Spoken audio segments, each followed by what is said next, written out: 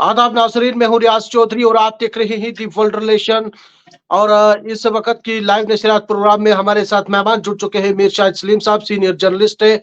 बात करेंगे जम्मू कश्मीर को लेके, भारतीय जनता पार्टी की बात करेंगे कि आखिरकार वो जम्मू कश्मीर में इलेक्शन को लेके काफी कंफ्यूज जो है वो क्यों है।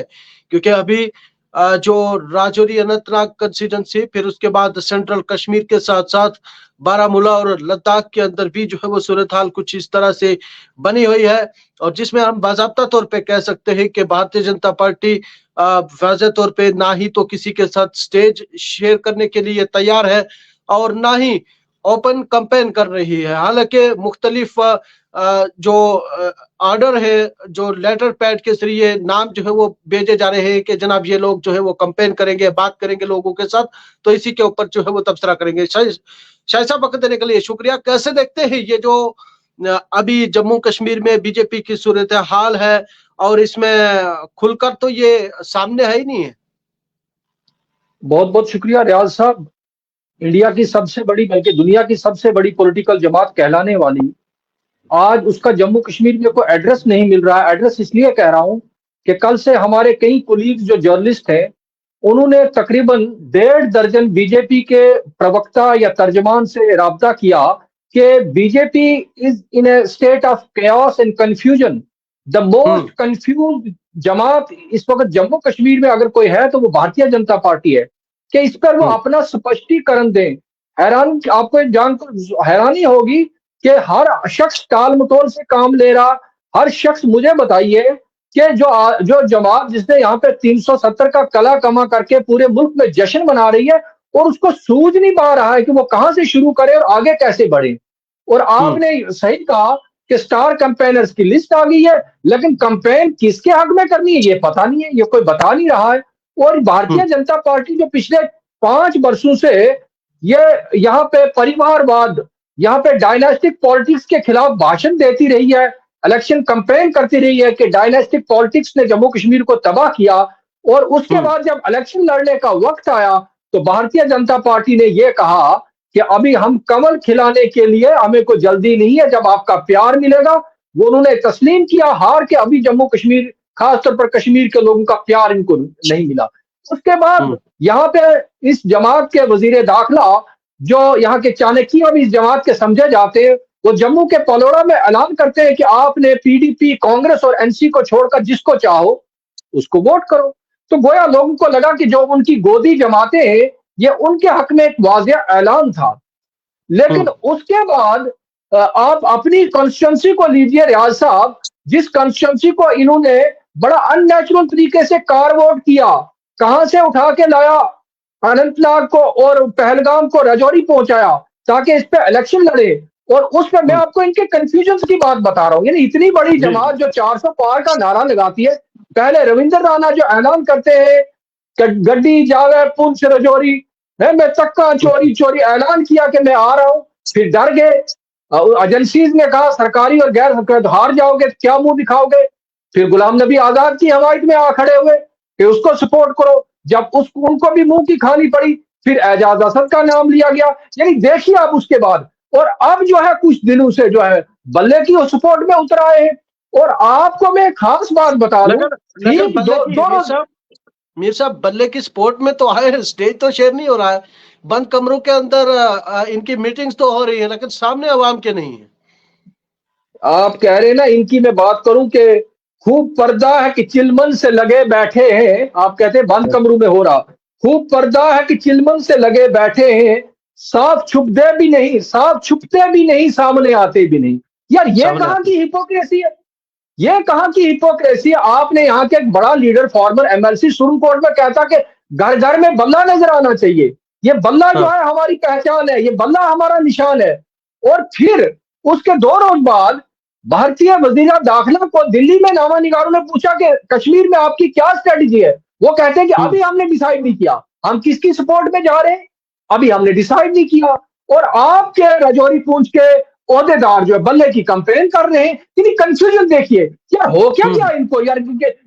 ये आज इलेक्शन के जमाने में भारतीय जनता पार्टी जम्मू कश्मीर के बड़े इलाके से ऐसे गायब होगी जैसे गधे के सिर से सींग गायब हो जाते हैं।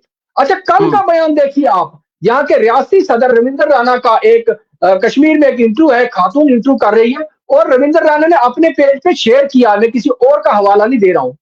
उस इंटरव्यू के दौरान 20 मरतबा में गिन रहा था, 18 मरतबा वो जर्नलिस्ट, वो खातून जर्नलिस्ट पूछ, आप किसकी सपोर्ट में आए? रविंद्र राणा का, हम मीटिंग कर रहे हैं, हम कार्यकर्ताओं से मिल रहे हैं, हम देखेंगे, हम बताएंगे, नहीं हम करेंगे, हम किसी की सपोर्ट में करेंगे। वो कह रहे हैं कि तुम एप्पल की सपोर्ट कर रहे हो, नहीं अभी अभी हम, अच्छा तुम बैठ बने, नहीं अभी हम बताएंगे, आज भी कार्यकर्ताओं से मीटिंग कर रहे हैं, अभी हम बताए। यार ये क्या क्या बना कुछ है, तुम्हें शर्म नहीं आती?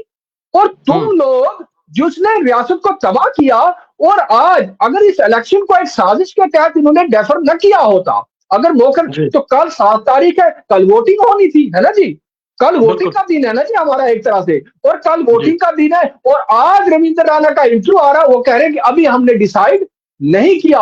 यानी ये कंफ्यूजन का शिकार है। और मेरे अपने सोर्सेज का ये कहना कि जो इनकी गोदी जमाते हैं, यानी कहीं ना कहीं ये उनको भी डिच कर रहे हैं, पता नहीं वो हारेंगे तो हम क्या मुंह दिखाएंगे। अभी आप बता रहे हैं कि जैसे कल तरुण चुग आ रहे हैं, और उधर वजीर आजम जो है सेंट्रल कश्मीर की रैली में आ रहे हैं, इसी तरह पीर पंचाल में भी सुना इनके स्टार कैंपेनर्स आ रहे हैं, लेकिन किसके हक में कैंपेन करनी है ये इनको पता नहीं है। और आपके यहाँ तो मीटिंगें भी चल रही है, दरहाल की मीटिंग सोशल मीडिया पे आई, सुरन कोर्ट की कई मीटिंगें आई, और इस जमात को हो क्या गया यार? बंदे को शर्म भी आनी चाहिए ना। You should be ashamed of your action. ठीक है, आपके वोटर हैं, आपके सपोर्टर हैं, आपके हिमायती लोग हैं, आपने पहाड़ियों पे एहसान किया बकौल आपके, वो आपको, लेकिन आप उनको बताने से कासिर हैं। और मुझे हैरानगी हुई कि वो इस चीज को क्लियर करने के लिए मीडिया प्लेटफॉर्म पर आने के लिए भी तैयार नहीं है।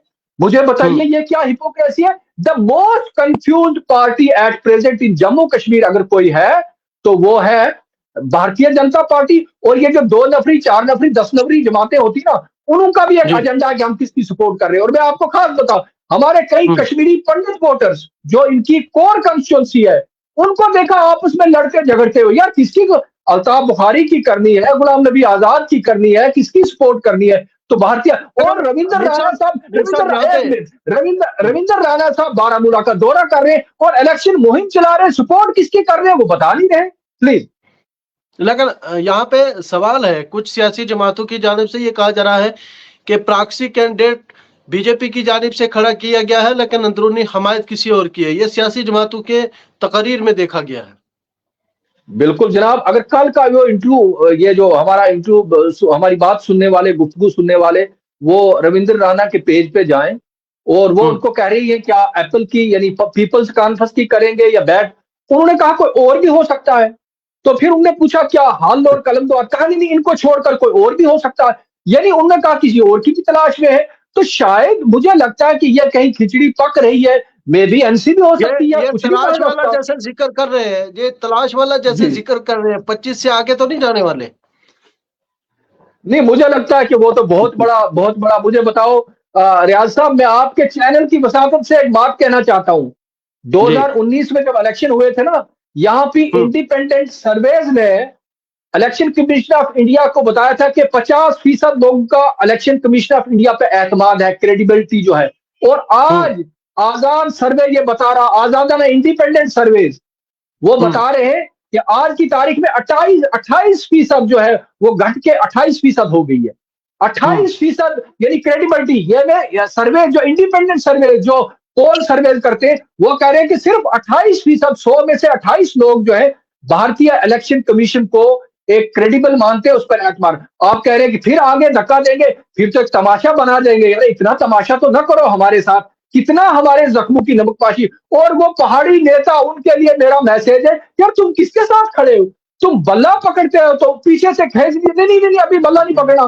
तुम एक की हमायत में आते फिर नहीं अभी नहीं करना।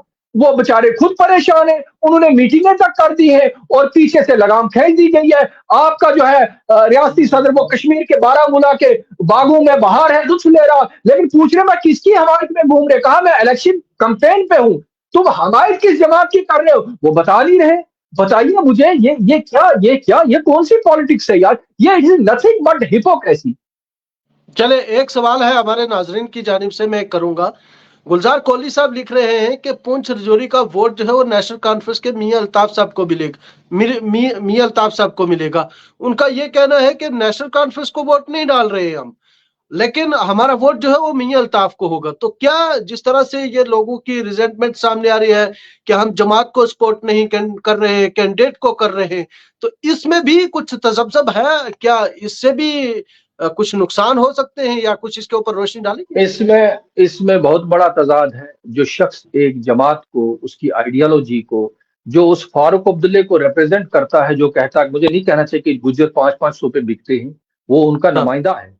और लोग कहते हैं नहीं जी हम मियां साहब को, और मियां साहब को किन हालात में लाया गया ये बहस कभी और करेंगे।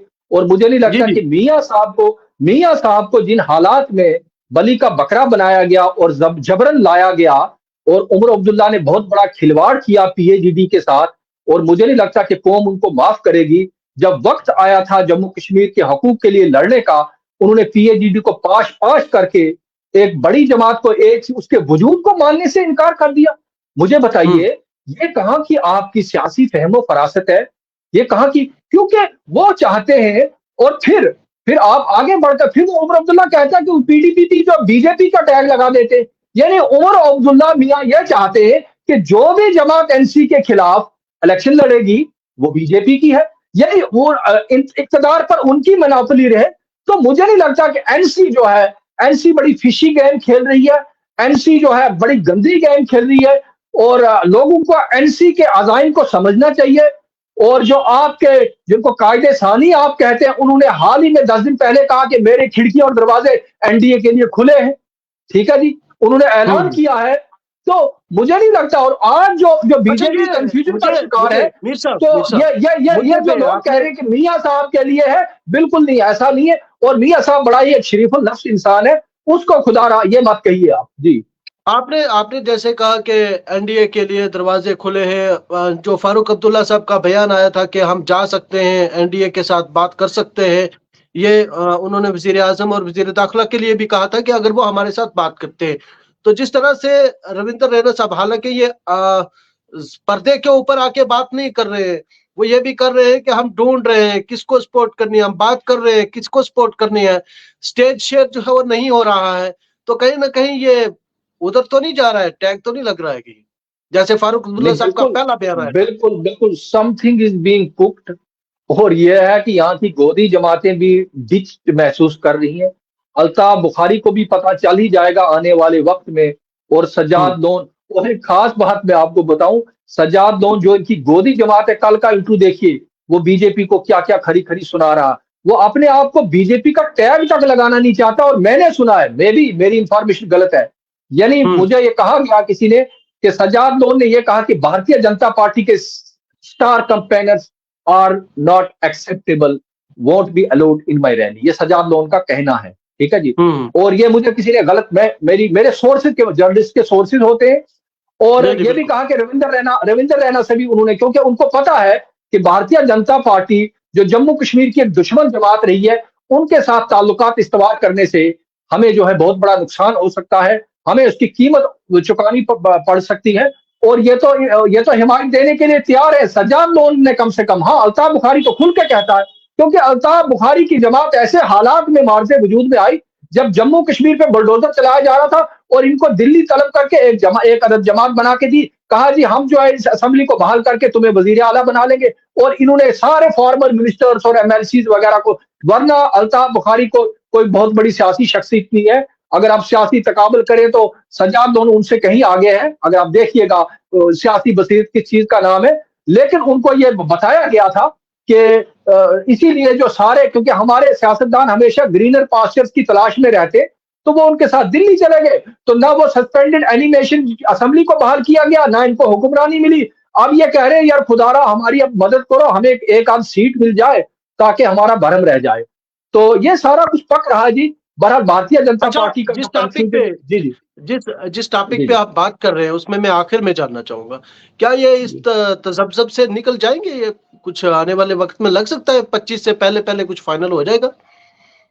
नहीं, मुझे लगता अगर ये निकलेंगे नहीं, आज भी ये एक साइकोसिस का शिकार है, जहनी मरीज हो चुके हैं। माफ करना, मेरे भाई बंधु हैं सारे, सुरन कोट का एक जवान लीडर, उसको मैसेज किया, जितने भी आपके आसपास एमएलसीज हैं, पुंछ के, यहाँ तक के मेंबर पार्लियामेंट को मैसेज किया, भाई थोड़ा कंफ्यूजन बना हुआ, अवाम को बताइए यार, अवाम को बताइए तुम कहाँ खड़े हो, वो किस जानिब जाए, मुझे बताइए। दराल में एक मीटिंग की आपने बल्ले के हक में और आज खामोश हो गए, और कल सुरन कोट में मीटिंग हुई और रात को किसी ने उससे पूछा, सुरन कोट के जवान लीडर से, कहा नहीं जी हम ये अभी ऊपर से डायरेक्शंस का इंतजार कर रहे हैं। तो ये मुनाफिकत, ये डर, ये खौफ, ये कंफ्यूजन, ये भारतीय जनता पार्टी का मजाक बन के रह गया, वल्ला मजाक बन के रह गया। मैं कहता हूं कि मुझे रियाज साहब, कुछ जमातें ऐसी भी हैं यहाँ पे जो मुझे लगता है 500 वोट भी नहीं लेंगे, लेकिन वो कम से कम क्लियर है, वो क्लियर है। और भारतीय जनता पार्टी की क्लियरिटी नहीं है कि वो क्या करे, किसको हिमायत करे, किसकी हिमायत ना करे।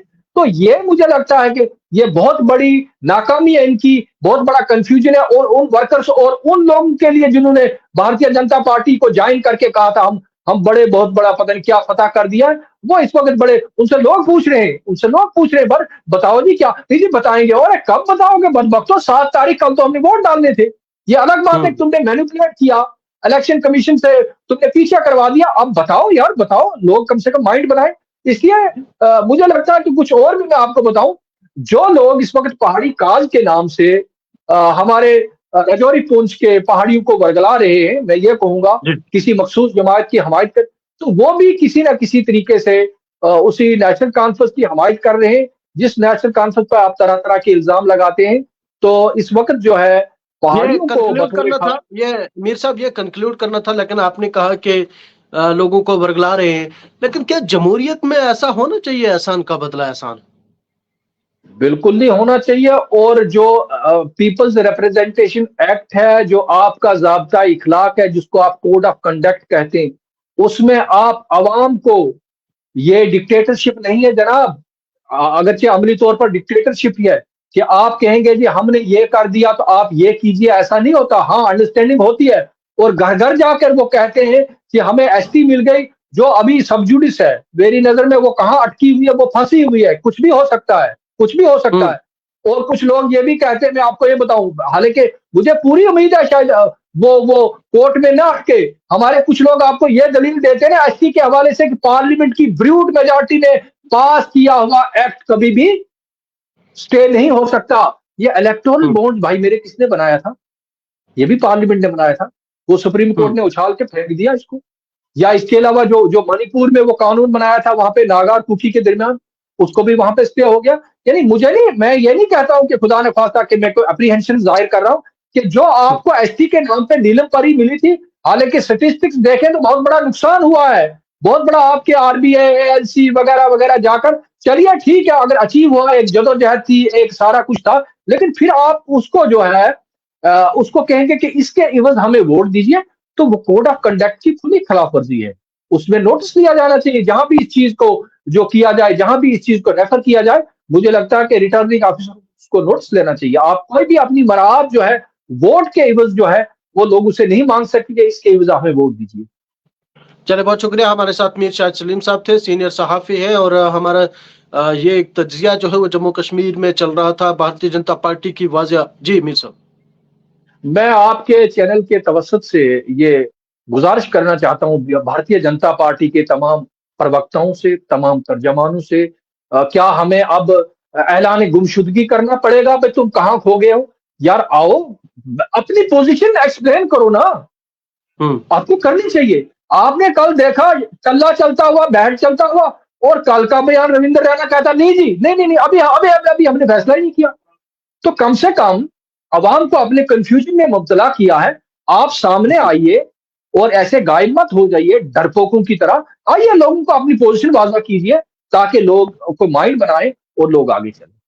चले, बहुत शुक्रिया। हमारे साथ मीर शाहिद सलीम साहब थे। क्या कुछ कहना है आपका? कमेंट बॉक्स में राय जरूर थे।